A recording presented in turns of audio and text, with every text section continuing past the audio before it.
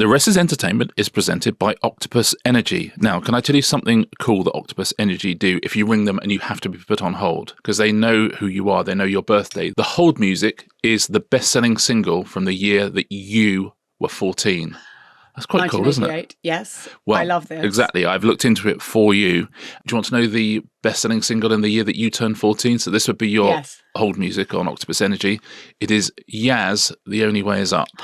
What do we think to that? Well, Yaz and the plastic population. Yaz and the plastic population. Oh, of course. So, do you know what? I sometimes think the plastic population do not get their due. They don't get their credit, do they? You know, I need to ring into Octopus now and just listen to it. You can choose to say, I don't want to have any hold music at all. Absolutely. Yeah, you can do whatever you want. What animals, what monster? Okay, it might be a really bad song, but what monsters don't choose to listen? I have to say to the song.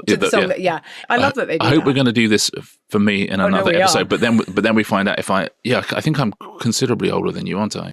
Not that much. What? It's like 2-3 years. Yeah. Is it? Yeah. You'll be saying, and the best-selling single in the year that you were 14, Richard, it's Cumberland Gap by Lonnie Donegan. Hello and welcome to this episode of The Rest is Entertainment with me, Marina Hyde. And me, Richard Osman. Hello, Marina. Hello, Richard. How are you? Yeah, I'm 24 hours earlier than I normally am. Yes, you are. We are... Say what? We are coming out early to catch the post-Oscars buzz. Oh my God. Oscars has Are you feeling crazy? I'm just managing to touch Earth again. Yeah. It's like you're touching it now. Yeah. Okay. Yeah, that's different to touching cloth, right? Yeah. Listen, it's crazy. Yep. Absolutely crazy. But we'll talk about everything that happened last night, the winners, the losers, and what it tells us about the state of Hollywood. Yes, and we're also going to talk about Love Story, the Monster Ryan Murphy show from Monster Ryan Murphy. Yeah. About the love story between Carolyn, Bessette, and John F. Kennedy Jr. and all the controversy. Yeah, because specifically they portrayed Daryl Hannah as a baddie, and she's like, I didn't do any of this, and they went, yeah, we know. So we're going to talk about how that's acceptable. Right, let's get into it. Yes, shall we? The Academy Awards. It was a very good night for horror. It was not a good night for Timothée Chalamet. But I do find there to be something increasingly sort of elegiac about this. The Oscars. Broadcast. Yeah. And, in Conan O'Brien, who hosted and did a very good job. Yeah. But when your opening monologue contains a lot of stuff about AI, streaming, there is a sense that the bit that they can't say out loud is how relevant are we really, even though surely we're the most relevant people in the world. And I find it increasingly something that fits with an industry in decline. Well, it's certainly the biggest award ceremony in the world, but not for the biggest creative industry in the world. Because television and music and, arguably even video games sort of have slightly more sway over the world. And yet the Oscars, there is still something great about them. There is still that legacy thing. It is, for sure. Even though we don't want to care about them. It's like the League Cup final. Later we'll talk about what actually is this event, because it has sort of been going on for longer than ever this year. It's kind of a 6.5 months campaign. Yeah. And the broadcast itself. That was just last night. Yeah. Yeah. Okay, so the big winners were One Battle After Another and Sinners. And they were, they're both Warner Brothers films. They're both they got a lot of shout outs. Mike DeLuca and Pam Abdi, who run the film division at Warner's. And had those $30 million plus movies in a row. Lots of big swings. And these were two of them. And they won big. And yet already that studio has just been acquired by the Ellisons. They're saying they're going to make 30 movies a year. Maybe Humans will make some of those movies. I don't know. It almost seemed like, we were already in a new and much more difficult era. Yes, if I was Mike and Pam, I'd certainly be, I'd be having meetings. Yeah, this is the high watermark. Yeah. Anyway, there were a series of races that seemed so locked on throughout this. People do say that this one has gone on longer than ever. I always think that Oscar campaigning basically is 9 months of the year, but that's because I exaggerate for some form of comic effect. But I think it genuinely is like 7 months. Timothée Chalamet hasn't sort of stopped campaigning from a complete unknown. He's sort of just been on a rolling Oscar campaign, and he was one of the ones who, it seemed it was going to be between him and Leonardo DiCaprio for Best Actor. And in the end, Michael B. Jordan got it for Sinners. Quite a few of these races, it seemed like, oh my gosh, are they going to completely break open in the late stages. Actually, they didn't. They never do. No, it was the things that were sort of locked on were almost locked on. It's like Eurovision these days. There's so many people know exactly what's going to happen before it happens. It's yes. I try and avoid it all. You can't. You have to just let it happen on the night. Well, they do need a villain with anything that goes on this long, and I'm pretty sure we're going to be talking about this in the love story section of this podcast as well. With anything that goes on this long, you sort of need a villain. The campaign season itself almost has to sort of function as a narrative. And so when Timothée Chalamet comes out, and I mean, I feel so ridiculously sorry for him for these comments he made about ballet and opera and people not caring about them. And the fact is, those art forms are not as big as they were in previous centuries. Movies, the great art form of the 20th century, may not be as big in the future. First of all, don't ever do anything on a live stream. That was his first mistake. That is absolutely the suit because it feels because he said these in a live stream with Matthew McConaughey. Some sort of because when you read it fourth hand, you're like, oh come on, man, don't just have a go at ballet and opera. People, that's people's livelihoods. I'll say a couple of things about it. Firstly, yes, he's literally just on a stage with a friend in front of a live audience doing some like banter, which it's absolutely fine. And then you forget that it's live streamed and everyone around the world sees it. I imagine if you asked him, do you think that ballet and opera are worth this? He would say they are not for me, but I don't think they're worthless. But the great thing about it is the ballet and opera worlds have come out and used it in incredibly smart ways. Like all the kind of ballet companies who are now saying, if you ring up and quote the code Chalamet when you book, you get 10% off your tickets and things. It's sort of in a weird kind of way been the best publicity ballet and opera have had for many, many years. Well, that says a lot. Yeah. Anyway, he emerged as the villain effectively. Yes, although he did actually say that after the Academy had voted, so that had no effect on whether he was going to win Best Actor or not. Jessie Buckley said something about having her boyfriend's cats or her husband's cats rehomed when they first moved in together or something like that. She nearly became villainous cat lady. She then had to go on a talk show and say, I actually once auditioned to play a cat. Oh, I wonder in what movie, and didn't get it, and sort of made I'm guessing not Garfield too. No, I don't think so. So she sort of survived that and won Best Actress. She was the biggest lock. I think she was the biggest lock. I thought in terms of the big awards, I do think it's actually a more fun Oscars than there has been for years because there were proper races, apart from Jessie Buckley, who we knew was going to win. That battle that was supposed to be between DiCaprio and Chalamet, and then actually Michael B. Jordan wins it, and correctly in my opinion. I think all three performances are brilliant. That's the other good thing. There's some really good films out there this year nominated, and crowd-pleasy type films as well. And I thought Timothée Chalamet was amazing, and Marty Supreme. I think DiCaprio, you forget what a brilliant comic actor DiCaprio is. Oh, it was so funny. And in one battle after another, it's a really, really great performance. But I think Michael B. Jordan, listen, he's playing twins, which I didn't realise at first. I thought, well, they got somebody really looks like Michael B. Jordan to play his brother. Because of my eyesight, I don't. Sometimes, sometimes I don't. Like it takes me a little while. And then I was turning to Ingrid and goes, "Are they both Michael B. Jordan?" She's like, "Yeah, they're both Michael B. Jordan." Okay, good. I can enjoy the rest of the film now. I love that film so much, and he's so great, and he's such a class actor, which I know has nothing to do with whether he should win an Oscar or not.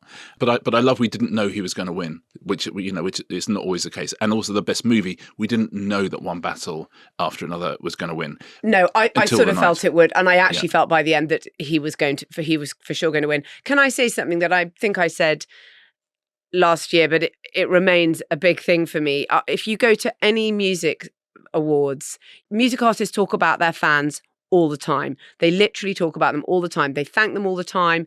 They thank Michael B. Again, you don't see it at the Oscars at all, even though the industry is besieged and people. Michael B. Jordan, such a class act. He said, "I want to thank people who went out and saw this movie once, twice, 3 times," and that was a thing with Sinners. It was this kind of cultural phenomenon, and I find it extraordinary that you just don't see these people acknowledge. I think he was the only one who did, right? All those wonderful people out there in the dark. Yeah.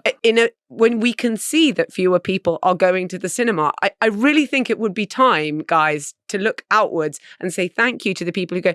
Music artists do this all the time, and they live in a world where they are constantly interacting with and acknowledging the fan base that pays their salaries, if I can put it in that rather crass way. Film still has, especially the very core of it, and especially the Academy Awards, and this is one of the reasons it's so long, it still has that thing of we are an art form. And of course you are. Of course you're an art form. We absolutely get that.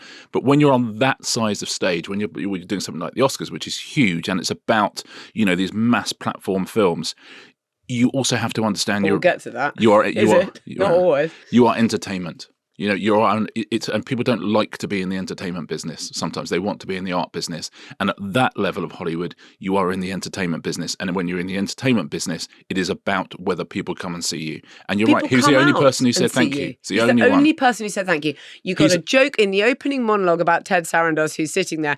By the way, he is so good at this. I mean, the studio cameo is obviously ridiculously good. Yeah. He's really good in that. But the big joke in the thing is like, oh, look, Ted Sarandos, you're in a theatre. This is what people are talking about. You see, and he laughs. First time in a theatre. Your first time in a theatre. He laughed at all of that. Michael B. Jordan, by the way, is not only the only person to thank the fans. He's also, if you want to know what I was doing last night, of the I think around about 400 Oscar-winning actors in the history of the Oscars, it's the first one with a country as a surname. First one. Can you believe it? I was going through and through and through. Well, they didn't make anything of that. There's loads of cities, right? There's Burt Lancaster, there's Joaquin Phoenix, there's Glenda Jackson, there's Denzel Washington. For Lancastrians listening, there's Vivian Leigh. So that's all been taken care of. But he's the first one with a surname as a country. There was, however, someone with a country for a first name who's won an acting Oscar. Oh. Anyone at home? Anyone at home? I should do this whole thing as a quiz. Yeah. Cuba Gooding Jr. Okay, very good. There you go. Very good. Okay, so again, let's go back to horror because I'm very happy about that aspect of it. Horror is finally prestige. Finally, every now and then you get these movies that break out for horror, like something like Silence of the Lambs or maybe Get Out or whatever it is. Last year, people thought that maybe Nosferatu and The Substance would go further than they did, but they didn't. But this year, Sinners is, effectively a horror. There are quite some genre defined. It's not really a horror, is it? Because half of it is a horror, and the other half is not a horror. Well, I love the Amy Madigan one for Weapons, yeah. which is kind of like a creepy thriller horror, but it is a horror thing. So that was, for some reason, the Academy is regarded as a little bit too rich for the blood, all of these kind of movies. But it was great to see them do well, and particularly when horror as a genre props up a huge amount of Hollywood and actually makes money. Because I have to say, can we talk about the Best Picture nominations? Yes, please. To me, it's really interesting. I was thinking, what does this actually tell us about Hollywood?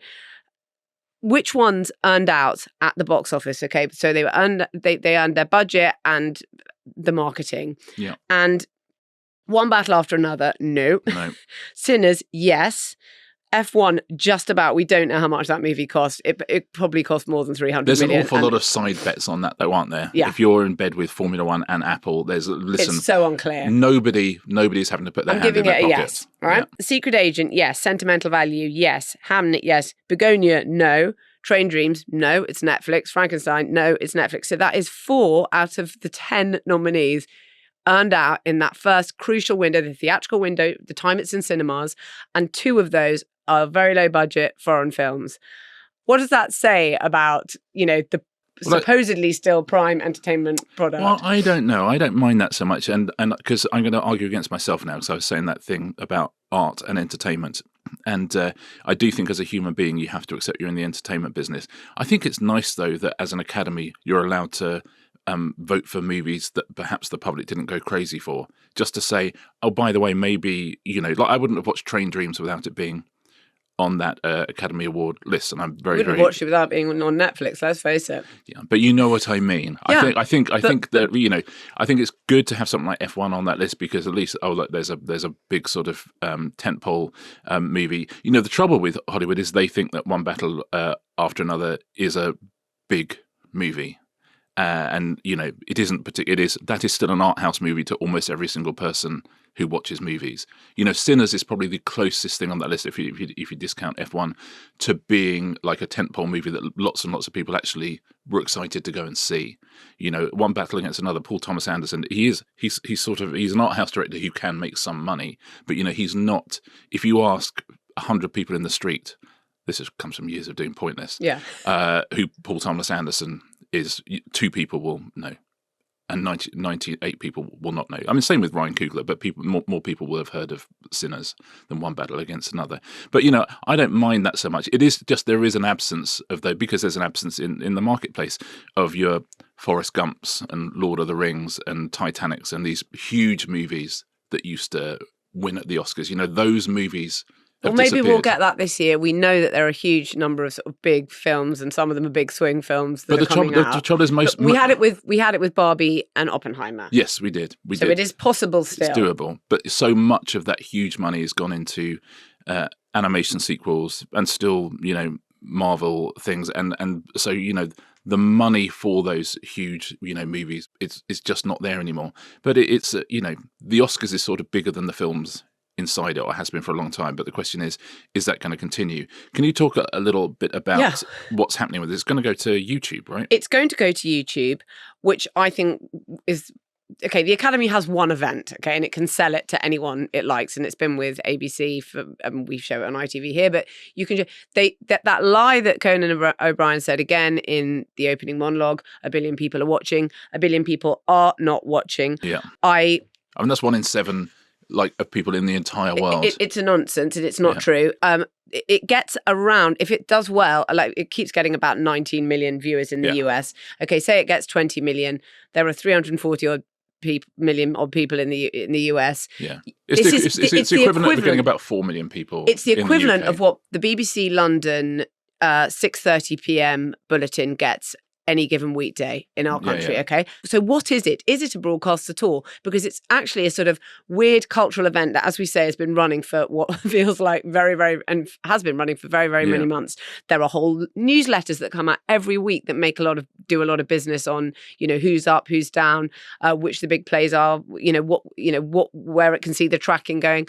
There's an unbelievable amount of money bet on it. I think the last count they said was a couple of days ago was 120 million on Casualty, Polymarket, those kind of prediction sites. It will be a lot more now. Most of it will be. We've talked about Casualty and Polymarket being real 2-screen things, and if you're watching the Oscars, it's so long. It's so interminably long that actually betting on it, having something to at least look through, is one of the few things you can do. I've been betting on the Oscars. You're not going to make any money from it. So, listen. But if it gets you through the Oscars, all well and good. But nothing gets as much coverage for as long in almost our entire culture.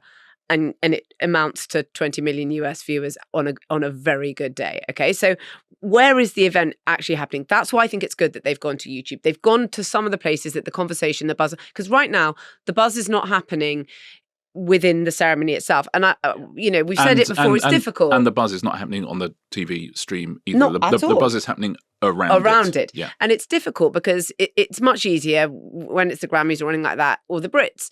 The art that you are celebrating handily comes in a 3-minute long thing, and it can be performed on the night, and it's quite exciting. And it's okay not to hear from the person who did it afterwards. Yeah, absolutely.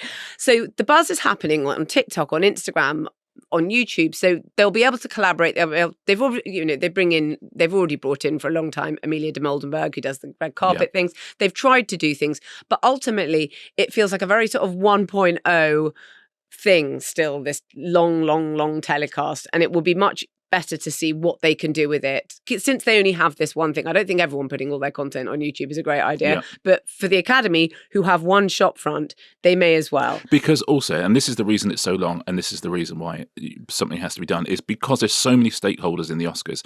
The channel who make it, the Academy themselves, and then all the different studios and all the different movies, and then all the most famous people who are going to the Oscars. All of those people have a view as to what the most important thing about the Oscars is. Okay, and the most important thing about the Oscars for all of them is themselves or their organizations or whatever it is. So if you're at the Academy, they need things to be done in a respectful way. That's what they need. And they need, the Academy to be held above all things. If you're any of the actors, if you're any of the people, they need to be respected. They need to be given their time. If they want to take a long walk up to the stage, they're going to take a long walk up to the stage because they're like super, super famous. And it has become so calcified over years and years and years and years that the thing that happens in television all the time is if you've got a show with lots of moving parts, which it has a whole bunch of different awards, it's every time you add 30 seconds to each of them, suddenly you've added another 20 minutes to your whole thing. And then if you add another 30 seconds, you've added another 20 minutes. And the whole point of these shows is everything has to be brutal. And if you're YouTube, they're the first people who will be able to say, oh, no, this is not going to be 3 hours and 30 minutes long, but everyone's going to look, here's the numbers. This is when people are going to switch off. This you've got 1 minute for. Speeches we can do in a way that we'll stick them in a different room and we'll play them as an inset while you're doing something else. We are not going to sit and have that attention span. But you'll be able to go to the sidebar the entire time the minute you're not interested in something. Exactly. And there will be a bit that you are interested in. Like a sporting event. The whole point about those things is there's people in the audience, there's people on the stage, and there's loads of people backstage who've just won or are about to win. So you can hear from all of them all the time. If you want to do 3.5 hours, you've got to give people 3.5 hours worth of content.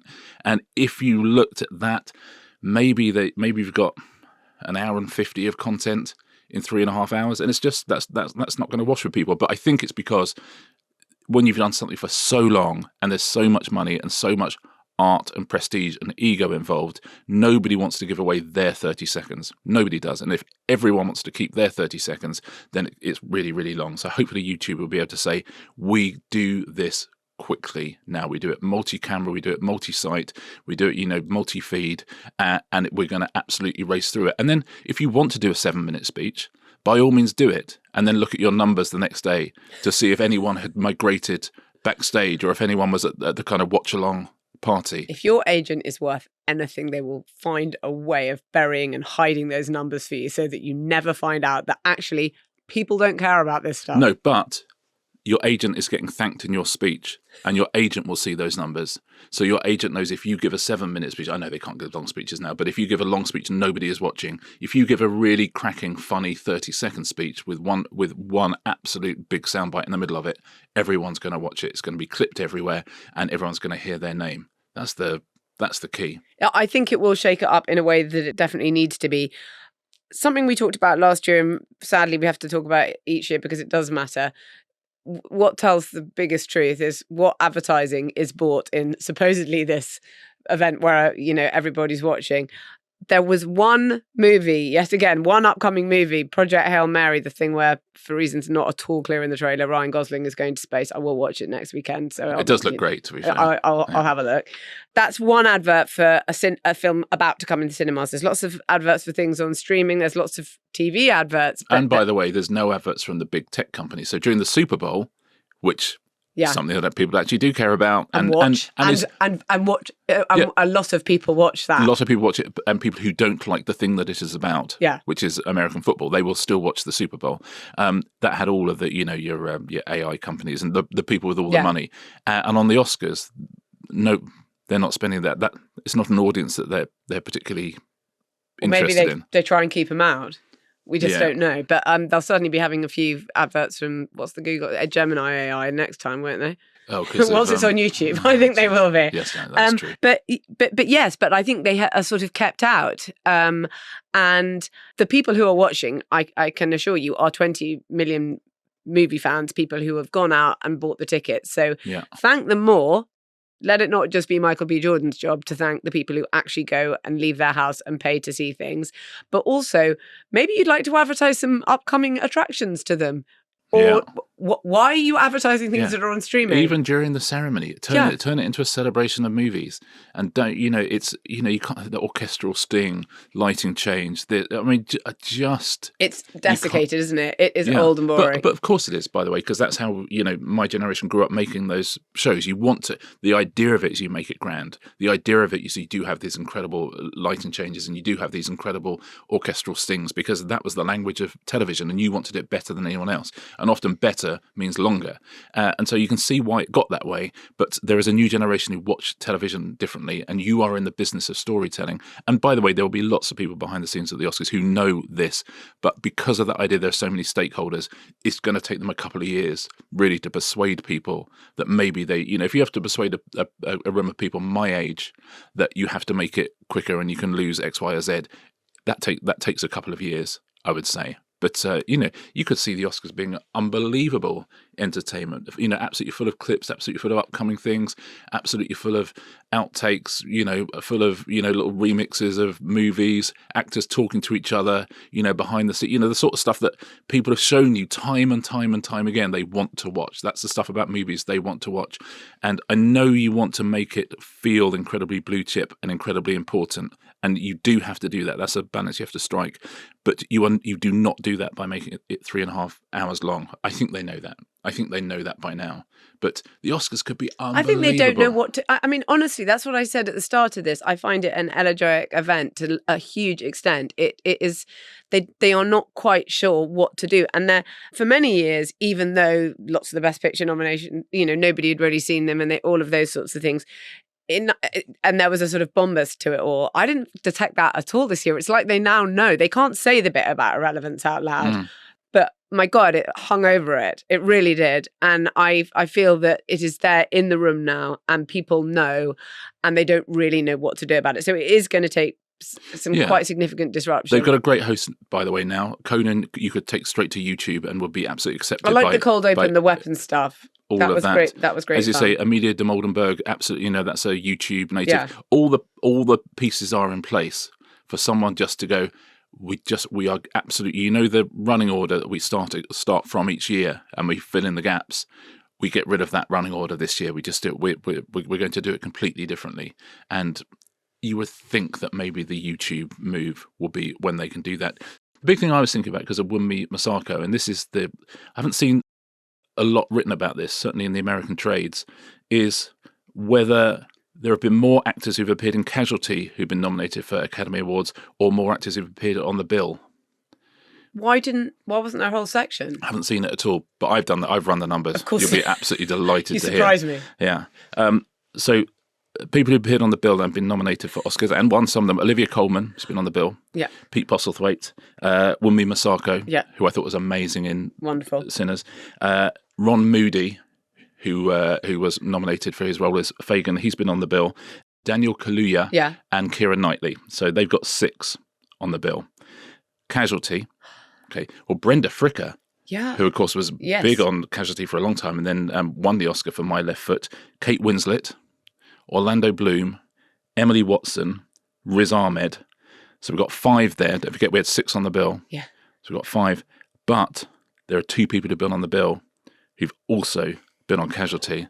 And they are Daniel Kaluuya and Keira Knightley. So Casualty has 7 against the bill's 6. So 7 people who've appeared in Casualty have been nominated for an Oscar. It would have been nice if they'd said thank you to both those shows from the stage. Well, can I tell you... Did you even say thank you? I'm the JD Vance of this Oscar. Did you even say thank you? I was tweeting nonstop and then I forgot that no one could see it.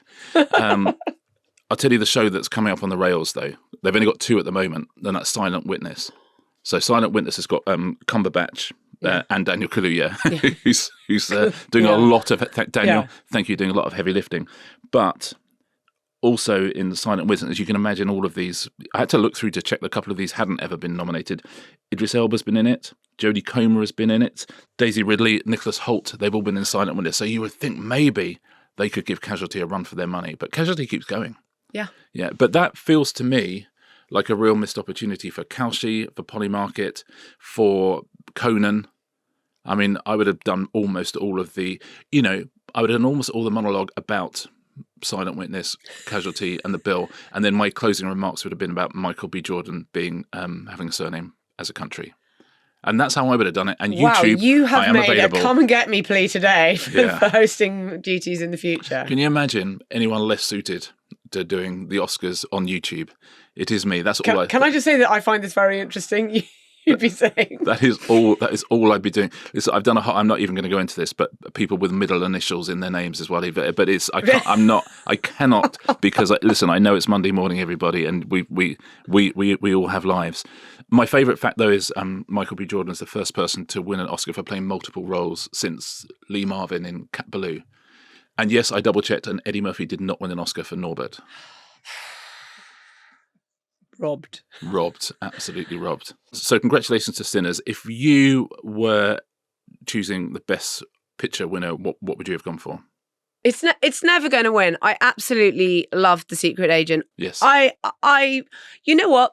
I would have gone for One Battle After Another. By chance, it ended up being about its times, and I thought it was very well done. I appreciate that it is an art house film, and it, I would have tried to bring it in for $90 or $100 million. Then we're not having the same conversation. Yeah, and he was due, which you shouldn't ever say, but he was due a win. I mean, genuinely, if Paul Thomas Anderson has not won an Oscar, it's crazy because he's made some of the best Hollywood movies there are. I wouldn't have given it this year, but again, you kind of go, yeah, but what if he's always done the second best every year and he never wins one? So I'm very happy that he won it. I would choose between Sinners and Marty Supreme. I really liked Marty Supreme. Oh my God, why didn't I even say that? I should have said Marty Supreme. I absolutely, by the way, yeah, you're right. What on earth? It disappeared It disappeared. I'm so sorry. My actual answer is Marty Supreme. I don't know how I forgot. Yeah, it disappeared. Poor The Secret Agent. No, the Secret Agent is brilliant, but it's an art house movie. Yeah. But I loved Marty Supreme. I love a young star. People don't. One of the reasons I don't think they like Timothée Chalamet to some degree is that that's part of the whole calcified thing. You got to be a certain age to get an Oscar. You can't want it too much. You can't. He's very hungry. He's very obvious. He says what he wants. Yeah. But he's a young star that young people are excited about, and they should be thrilled they have someone. By the way, this is not taken away from Michael B. Jordan at all, but the amount of opprobrium heaped on Timothée Chalamet, I thought he was extraordinary. I thought I loved the movie. Yeah, okay, I would have picked that. I'm sorry, I don't know. Marty Supreme, yeah. Either Marty Supreme or Sinners. I really, really liked Sinners. What I will say, I felt it was quite 3.5 star for me. Really? Yes, I really liked it. I know it was roughly From Dusk Till Dawn, but it was there was something about it I loved. I think that what I will say is, if you have not seen a lot of these 10 movies, you genuinely have a treat in store, and that's not the same every year, but I think you would. I think Sinners is a really enjoyable watch. I think One Battle After Another is, Marty Supreme is, Secret Agent is, Train Dreams is. I haven't seen Frankenstein, even though I sat next to Guillermo del Toro on a plane, as we've discussed. But of the movies on that list, there are some actual fun evenings to be had, and how lovely that we can say that at least. And Michael B. Jordan, I thought, was just was class personified. Yeah. So nice to see that. Thank the fans. Always thank the fans, and congratulations to Casualty, of course. Of course, yes. Right. Shall we go to a break? After the break, we are going to be talking about the huge hit love story, the Ryan Murphy series about Carolyn Bessette and John F. Kennedy Jr., which has caused some significant controversies. Oh, you're going to love it. And I'm going to put a jacket on because I'm quite cold. Are you not cold? I'm okay.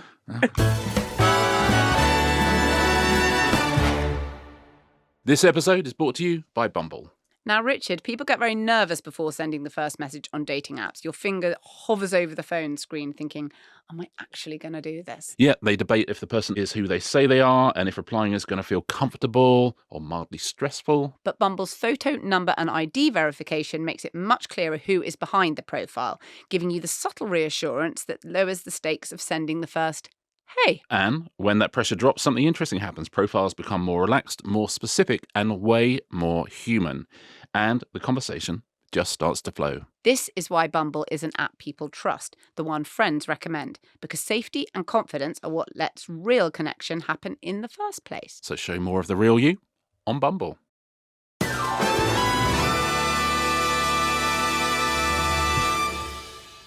Welcome back, everybody. Now, we are talking about the strange case of Daryl Hannah. And the basic question in this story is, what do you do when the biggest TV show in the world portrays you as yourself, but completely misrepresents you, which is what's happened here. She's become embroiled in a scandal not of her own making. Not at all. Quite the opposite, in fact. Love Story, which is the story of the, fact or fiction story of Carolyn Bessette and John F. Kennedy Jr. It's the most watched limited series now ever on Disney Hulu. It's not even finished yet. They're dropping. It's Ryan Murphy. Yeah, it's Ryan Murphy. Friend of the podcast. Yeah, and of course, it's re-triggered everyone's complete style obsession with Carolyn Bessette. There's been a huge halo effect. All these, even just the chemist that sells the tortoiseshell headband that she wears has had greater sales than ever in its sort of 188-year history. Yeah, I know, it's absolutely mad. It came from a sort of, fancy New York chemist. They call them drugstores, surely. They do, don't they? Don't have chemists over there, do they? Yeah, I don't know, but I didn't want to confuse it with the drug elements of Daryl Hannah's story. Let's put it that way. Do you know what? That's so clever. Thank you. I'm learning from the best, aren't I, Richard? Now, I think it's 8 1 hours, basically, or nearly 8 1 hours. And you need an antagonist in a story like that, considering we know they got together and they married and then they tragically died in a... For those of us who know very little about Carolyn, Bessette and John F. Kennedy Jr., what's the basic story before we get into what Love Story shows us? He was JFK's child who we saw at the funeral. That I worked out. Yeah, he's American royalty, the sort of tragic son of Camelot. He falls in love and marries Carolyn Bessette, who's incredibly stylish. One time that he's piloting them down to the family compound on Martha's Vineyard, and they die in a plane crash. And it's a sort of tragic love story. She's actually relatively little photographed compared to any single woman on the planet now, including people you've never heard of, because everyone is their own paparazzi now and photographs themselves all the time. So who was she? What was her background? She's a fashion she worked for Calvin Klein. She was a sort of fashion icon, but she's particularly become a fashion icon after her death, and most particularly over the last few years. Ryan Murphy always knows how to tap into these zeitgeist things slightly before they hit the absolute mainstream zeitgeist, and he's done it with this again. So you think so you got an idea for the story. JFK Jr., Carolyn Bessette, as you say, comes from a certain era, which he knows is going to look amazing. It's based on real people, which is, a classic Ryan Murphy playbook. And a genre all of its own now, which we will certainly get to in this discussion. But then you have to expand the story out a little bit, which is what he's done. And he previously, John F. Kennedy Jr., had a relationship with Daryl Hannah that was a bit on again, off again. Anyway, and she was the actress who we'd remember from the 1980s, from Splash and all that kind of stuff. She's huge, wasn't she? Yeah. I mean, absolutely huge. I think these days perhaps there's a generation who might not know who she is quite so much. Yeah, she's sort of withdrawn from that kind of world particularly. But all of these stories kind of need an antagonist once they stop being real life and become something that you watch on TV. Daryl Hannah last weekend published this op-ed in the New York Times, an opinion piece, which I have to say seems to me like it was really written under the advice of lawyers. And it's headlined, "How can Love Story get away with this?" It's a completely searing attack. There are too many quotable bits, but... So how can they get away with what? Okay, let me just do some quotes from Daryl. A recent tragedy-exploiting television series about John F. Kennedy Jr. and Carolyn Bessette features a character using my name and presents her as me. The choice to portray her as irritating, self-absorbed, whiny and inappropriate was no accident. And then she cites one of the producers of Love Story who'd said, given how much we're rooting for John and Carolyn, Daryl Hannah occupies a space where she's an adversary to what you want narratively to the story. Wow, why did you say that out loud, even though that's obviously what you've done? Okay, she even says there's a gender dimension to this. It's always, there has to be a bad woman in all of this. But here's a paragraph that I find particularly would be quite hard to swallow unless you're Ryan Murphy and you literally don't have to do even your own swallowing. The character Daryl Hannah portrayed in this series is not even a remotely accurate representation of my life, my conduct, or my relationship with John. The actions and behaviours attributed to me are untrue. I have never used cocaine in my life, nor hosted cocaine-fueled parties. I have never pressured anyone to marriage. I have never desecrated any family heirloom or intruded on anyone's private memorial. I have never planted any story in the press. I never compared Jacqueline Onassis's death to a dog's. Oh, no. Anyway, and what she does say, though, as well, is that when so many people watch a dramatisation, real-life consequences follow, and she's had threatening messages from people who believe the portrayal is factual. And she says when entertainment borrows a real person's name, it can permanently impact her reputation. Now, oh my goodness me. I mean, what a thing to have done. I mean, he very famously peoples lots of his shows with, real people from history. And I'll go on to a particular example in a bit. But in this case, he's absolutely picked on someone who is still very much alive and kicking, very much out there, and has used her likeness, used her name. You portrayed a living person as something that they're not, making her do illegal things, for example, certainly making her do morally questionable things. And as you say, when you go to such trouble to make everything else in your drama look so real and look so vivid, then as a viewer, why would you not think that this is true? For instance, the original, when they put out some original publicity shots of this thing, and because everyone's so obsessed with the details of her style, everyone's like, oh my God, this looks so awful, the hair's too blonde, this is that. So Ryan Murphy sort of swooped in and got rid of that costume designer. We should say that there is another showrunner for this project, a guy called Conan Hines, and all of these things kind of happen, just to give you the background to how Ryan Murphy's unbelievable factory of content works, because he's got huge numbers of shows on at any one time. Conan Hines is the showrunner, but clearly it's all under the aegis of Ryan Murphy. He does these huge deals. His last deal was with Netflix. He got $300 million for, I think, a 5-year deal for them. The new deal is with Disney, which they say is for less. But, he's almost like, is he inching towards being the first billionaire screenwriter? He's the most sort of valuable showrunners or people who have lots of different shows on American TV are, I guess, for me, they would be Taylor Sheridan, who does all the Yellowstone and various other spin-offs, and Shonda Rhimes, who has Bridgerton, Grey's Anatomy, all those sorts of things. Ryan Murphy, for me, is much more of he's obviously, it's much more splashy in some ways, but he's much more of a liability. But he has so many more shows in some ways than them. And he is brilliant at capturing, where the puck's going to go. He understands the zeitgeist in a way that he's sort of there's a show coming out before you've even quite realised that this has become mainstream. Yeah. There's also another part of the zeitgeist which is not just what are people interested in, it's how is the culture thinking about things, and one of the ways the culture thinks about things is facts are very movable and changeable, and narratives are very movable and changeable, and actually you can remix history all you like. So he's sort of ahead of the curve on that. But then you get to a situation like this, you think, well, that's great, but the fact that you understand the zeitgeist and you understand how people sort of look back at narrative and look back at how the world is, you have therefore ended up with a show where you have portrayed a living human being who's just written an op-ed in the New York Times as a cocaine-fueled monster. And what happens next? If you're Daryl Hannah, where do you go? If you're Ryan Murphy, how do you defend it? We can talk about how the success people have had, the people versus Ryan Murphy, and we can talk about that. Let's talk about that real life genre, though, because that has become so huge. And all of these, things that are true stories or based on true stories didn't used to be, we had biopics, but they were kind of like, they were looked down on, really, to be perfectly honest with you. And turbocharging events, in my view, happen in 2016. Ryan Murphy brings out The People versus OJ Simpson, which, by the way, is quite prestige because everyone sort of remembers this thing. It happened, but it's long enough away, the OJ case, and he's able to go back and excavate it in a quite an interesting way. The other thing that happens in 2016 is that The Crown starts airing, and that obviously is a sort of, again, it's got real people and it's telling real stories, but is it, they haven't bought any of those people up, as we would say.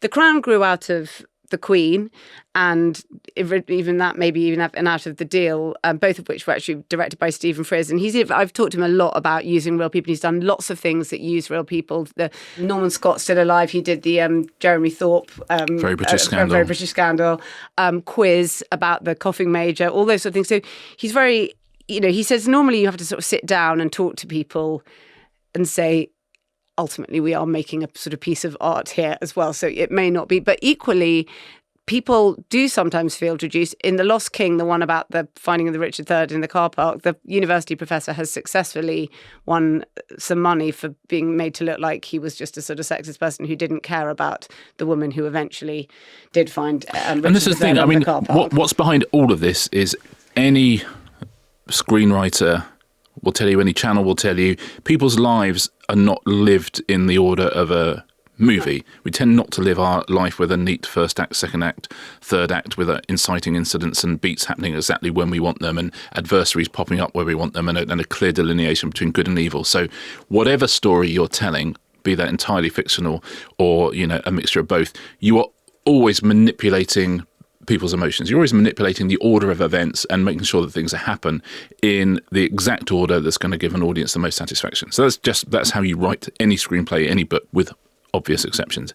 But the second that this genre becomes incredibly popular, and there's huge amounts of this, stories from the news. I mean, it's the new IP, isn't it? Yeah. Stuff that happens. Baby Reindeer. We must talk about Baby Reindeer because that that I want to know how it's impacted exactly. But the second you start writing in this sort of genre, and the second people go, oh, but it's, that actually we can be a little bit loose with the truth, and we can change things, and we can sort of, kind of mold two characters into two. Absolutely inevitable that, of course, you change the lives of real people and you change the personalities of real people, and you certainly change the personalities of people who come into the story, and they happen to be real as well. So this story is not about Daryl Hannah, but as he said, we need an adversary, and she fits it perfectly. So you see how it happens, but I don't think, to me, it is acceptable. Completely. Is it not also a function of this type and this era of long-form television? Okay, when we had biopics, they were 2 hours long. With US ad breaks, that's 90 minutes. Okay, so you can sort of do the love story of two people, and there are very, very ancillary characters. TV eats plot. You cannot get 8 hours of television out of two people. You need 8 characters. They all need to have very significant arcs. A whole lot needs to I'm putting a number on it, 8. Not necessarily, but maybe, actually, I think you do. And in order for all of this stuff to happen, it to be rich enough to sustain, and actually lots of these things you think, God, in the old days, this would have been a lot shorter and you strung it out over an hour. Fine. But in order to sustain effectively 8 hours of television, you need a lot more. And this is why you end up bigging up these people who are really just completely, as I say, that they would be ancillary nothings and it's very hard to sit in a writer's room and go, oh my God, that would be amazing. Oh, but hold on, it didn't happen. Is that okay? I think maybe, but you're always going to pitch the story. But it's fine with the royal family because they can't answer back. Well, that's it. So they were lucky with that. I was looking at the people, who have tried to sue and couldn't, and you can get away with the Crown because the principals are not going to sue in that case. And, Oliver Dowden, who was the culture secretary at the time, told Netflix, you have to write parts of this are fictionalized, and Netflix didn't because, who's going to go to court? Sort of nobody. Eduardo Saverin, who was, one of the co-founders of Facebook with Mark Zuckerberg, he took great exception to the social network and said, look, this is nothing like our relationship. Andrew Garfield plays him in the movie. He didn't sue, but it's because he'd already reached some sort of enormous financial settlement with Mark Zuckerberg anyway. So they can sort of say what they like about Eduardo Severin because he's unbelievably loaded. The Crown you get away with. Jeffrey Sarver, who's the guy who The Hurt Locker is based on, he tries to sue as well, but they changed his name. And sometimes that's all you really need to do. So he could say, well, look, it's obviously me. And the judge in that case goes, well, it's not obvious to almost anybody, but the public don't know. So, you can't sue either. The closest to this one would be Olivia de Havilland. So Ryan Murphy's The Feud, which is 2016, which was Joan Crawford and Bette Davis. It was about their feud, and Olivia de Havilland is in it. And Olivia de Havilland sues, and she says, look, Catherine Zeta-Jones plays her, and there's a scene where she calls her sister a bitch. And Olivia de Havilland and her sister, Joan Fontaine, famously had a very fractious relationship. But she said, I never called her a bitch. You made me out to be something I'm not. I'm a real human being.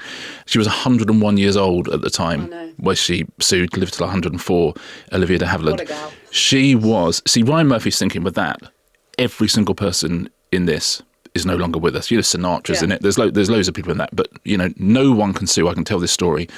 Olivia de Havilland, of course, is still with us because she's 101 years old. And they said, well, did you not, when you're representing her, did you not go and talk to her and say this is happening? And he said, I didn't like to intrude. That was his. That was his reason. Connor Hyden said that she, by the way, did not win her. No, I know. Lawsuit because in America it's very, very, very hard. You have to show, that someone intended malice. Yeah, well, that's why we can get away with the Crown in this country because the royals won't sue.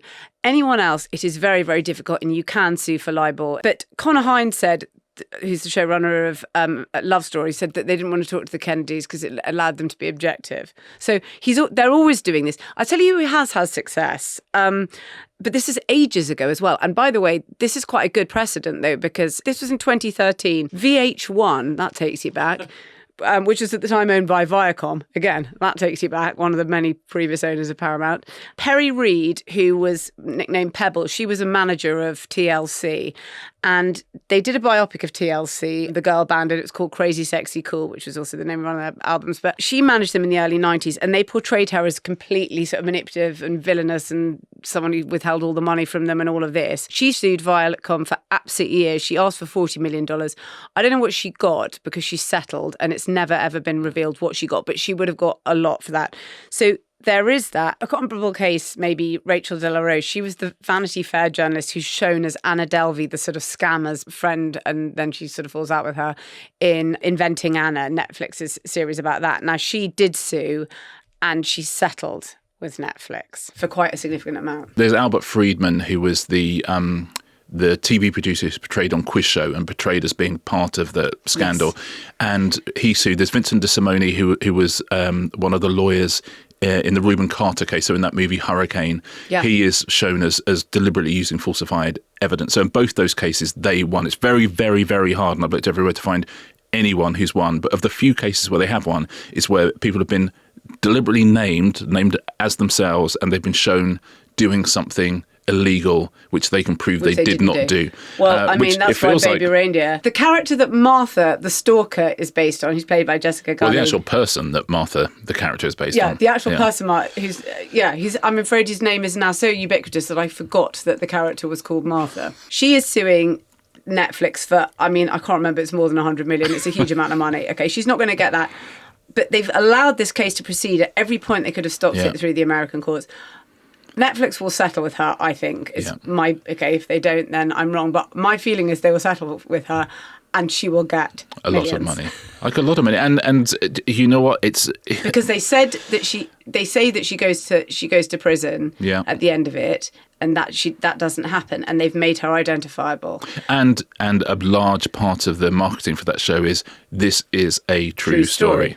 Well, obviously, and the one defence they will have is that they didn't give her the same name as the person. So, they could say, well, we hid her away. But in a court of law, she was so readily identifiable, like screenshots from, tweets and things like that gossamer sort of screen between, her fake name and her real name is pretty much non-existent. I think Daryl Hannah might sue because the way maybe she'll just think, I can't, it's so, as I've said before in this podcast, don't litigate unless you really can't not. And I would have thought that was written with a lawyer, a lot of that, I think. It comes across, it's so well done. And maybe she will sue. Certain people have sort of felt, it's like Pamela Anderson felt it was a sort of violation, but she didn't sue. I do really, the Pam and Tommy thing, I think that is harder. This one is quite easy because it's showing her involved in illegal activity and she can just say, you do prove it. Yes. It may be that she doesn't want to go down that road for all kinds of reasons, and lots of us would not just really want to have to go through the whole tricky, though, because discovery process. If a version of yourself has been given such a huge platform, which it has, then your real self maybe wants a platform that size, which a lawsuit might bring. I absolutely agree with you. These things never work out as intended. It's definitely worth reading. And by the way, the journey of Ryan Murphy in this direction, I think, is really interesting because he didn't start off like this. If you look at that original... You can see how he ended up there. You can see how he ended up. Yeah. But if you look at that original People versus OJ, which was very good and which really takes care with all the different people and really humanises people. The prosecutor in that, Marcia Clark, who was, oh my God, the subject of such vitriol because, it just became this complete kind of cultural obsession while it was going on the court. It really humanises her and shows her having to go through all that. It was really well received, that series. But as it's progressed, one of the ones he did recently was about those Menendez brothers who murdered their parents, but there's a whole sort of counter thing that they were being abused, and but they're in prison and they were sort of distraught, and all people around them, many of their family members who believe that they were being abused and that this was a sort of form of self-defense or whatever it is, really couldn't stand him for the way he portrayed it. And he didn't care remotely. And he was quite obviously, every time he went on the record, he didn't care. And I would say that the journey from him for doing things much more like People versus OJ to much less defensible stuff, we actually ended up doing, do you remember we covered it? We did it as 3 bonus episodes, sitting on our 3 of them. His arc is quite big. Amazing. And it's certainly not over. We'll probably have to go back and do a 4th.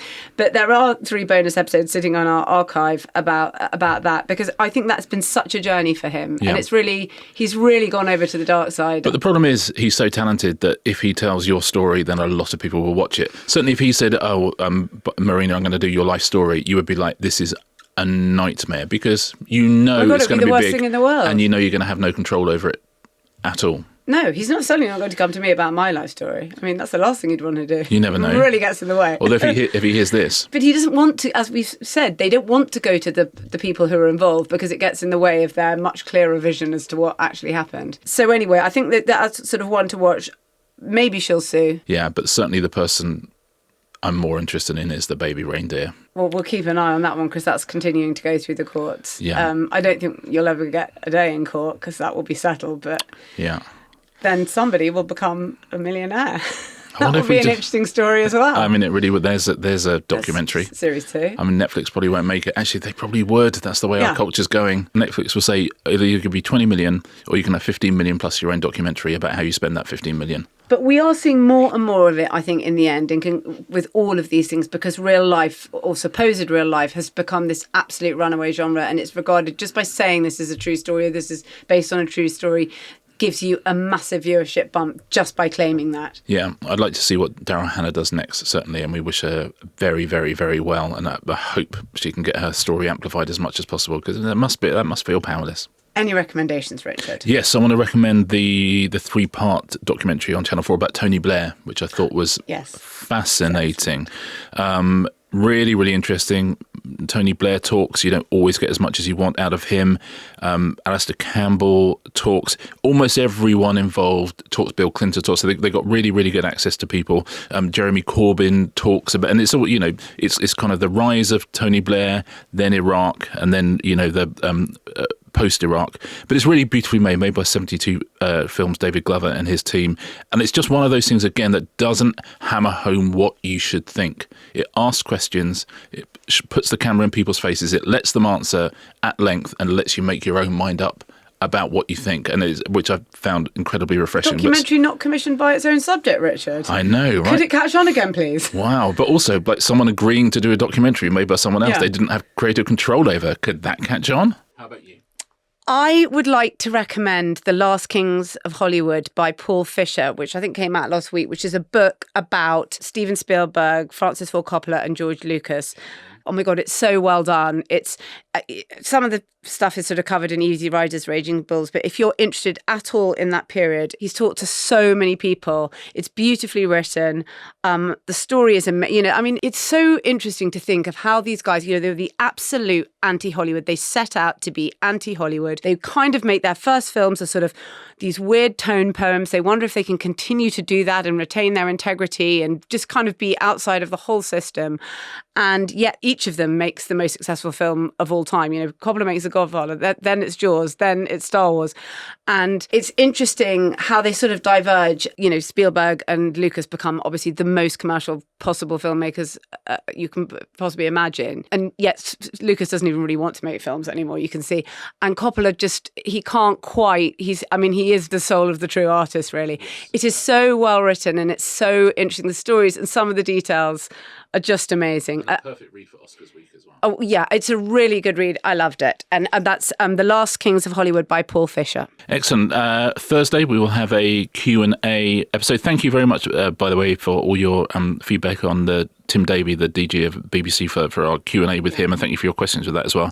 That was fascinating. But we're back to your questions this week.